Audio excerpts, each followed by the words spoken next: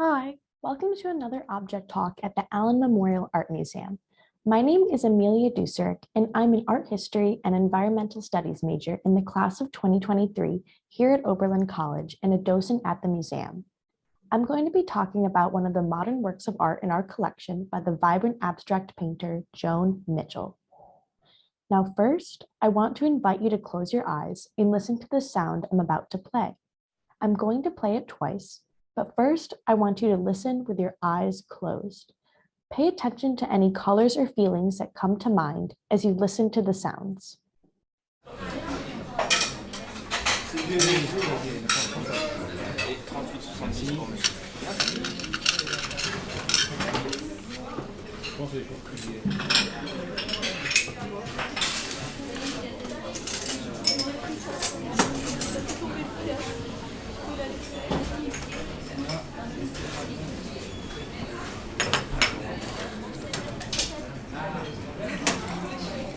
Merci Émilie, merci, au revoir.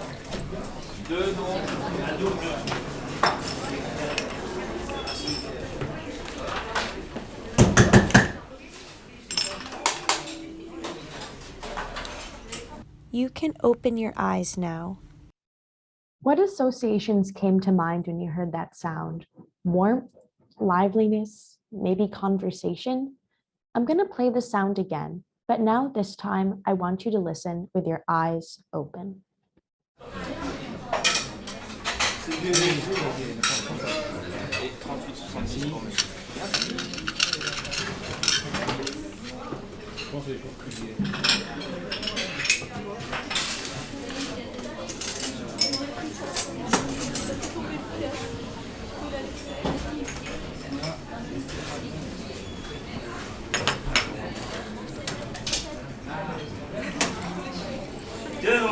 Merci Émilie, merci, au revoir.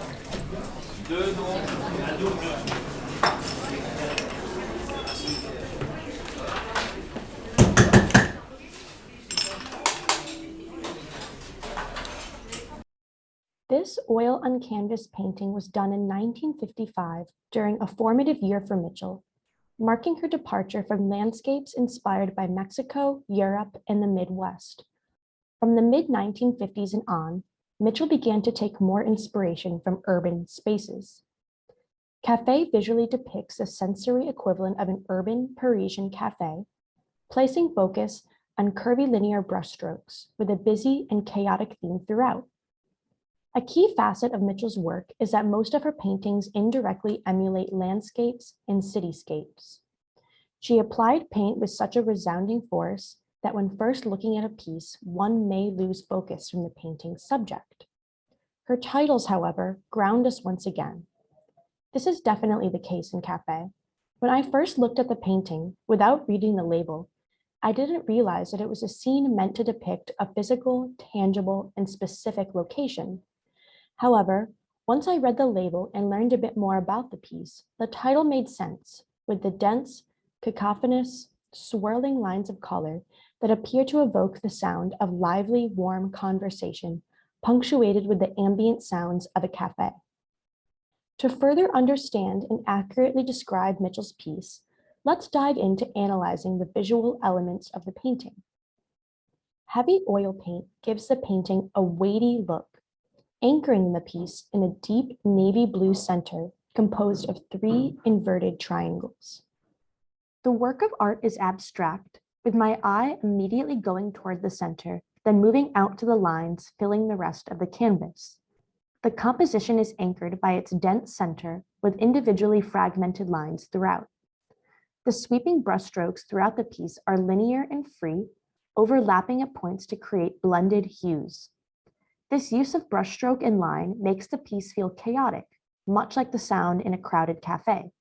However, it's a controlled and purposeful type of chaos. The hues apparent in the piece, burnt orange, magenta, plum, lavender, forest green, lime, sky blue, navy blue, and mustard yellow, evoke warm and inviting feelings reminiscent of a conversational cafe. There is no use of light or shadow in the work. On the bottom of the composition, a thinner, lighter line of paint drips freely down from the heavier lines, bringing the paint to the edge of the canvas. Personally, I love how in this work of art, I can specifically see what I feel, both in Mitchell's warm color choices and chaotic paint application. Now I'm going to tell you a bit about Joan Mitchell's style, personal background, and artistic environment, which was rooted in a style of art known as abstract expressionism. Abstract expressionism is the term applied to new forms of art developed by American painters such as Jackson Pollock in the 1940s and 50s. It is often characterized by gestural brushstrokes or mark making and the impression of spontaneity. Joan Mitchell was born in Chicago in 1926. Her mother, Marion Strobel, was an editor of Poetry magazine, and her father, James Mitchell, was a renowned doctor and the head of the American Dermatological Society. Joan attended the progressive Francis W. Parker School from 1930 to 1942. After spending much of her childhood alone, she turned to art and writing. Mitchell then matriculated into Smith College, where she studied art for 2 years. She knew that she wanted to be an artist before college, but her family believed in a well-rounded academic education. Nonetheless, in 1944, she transferred to the Art Institute of Chicago, where she painted figuratively and received a fellowship that led her to New York City. There, she became immersed in the world of abstract expressionism. In 1950, after 2 years in Paris, Mitchell began to focus on landscapes, developing a freer painterly style than her former work. She then returned to New York, where she participated in the well-known 9th Street Show in 1951 and developed close friendships with many New York School painters and poets. In 1950s New York, Mitchell was considered an original talent among non-representational American artists deemed abstract expressionists, including Helen Frankenthaler, Grace Hardigan, and Lee Krasner. This group of artists took inspiration from the techniques of abstract expressionism while looking to their environment and other art forms as a point of variance. While Mitchell considered herself a traditional painter, due to her influences and her affinity for oil paints and canvas, Café's medium, Mitchell has said that her works focus on, and I quote, feelings that come from the outside and from landscape, end quote, which is a concept you should keep in mind as we discuss our piece, Café.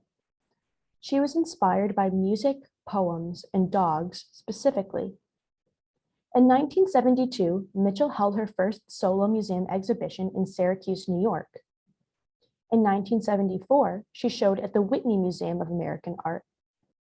In this late period of her career and life, her paintings became more linear, with vibrant brushstrokes of color reaching the edges of the canvas, such as in her 1990 to 91 piece, Trees, one of the final paintings before her death in 1992. Throughout her life, Mitchell insisted that the tumultuous and sweeping expressions of feeling in her paintings were simply instinct left free to run wild. But her genius was much more than just random instinct. As she once said to the historian Irving Sandler, and I quote, "The freedom in my work is quite controlled. I don't close my eyes and hope for the best," end quote. One can obviously see this exemplified in Café, with its broadly expressive brushstrokes. All of Mitchell's choices were deeply purposeful, which is part of what makes her expansive paintings so enthralling. As we come to the close of our time together, I would like to invite you to keep considering Café with a few lingering questions. Which color stands out the most to you, and why? What do you think it could represent within the context of a café? If you didn't know the title of this piece, what would you think it represents and why? How would you title it differently?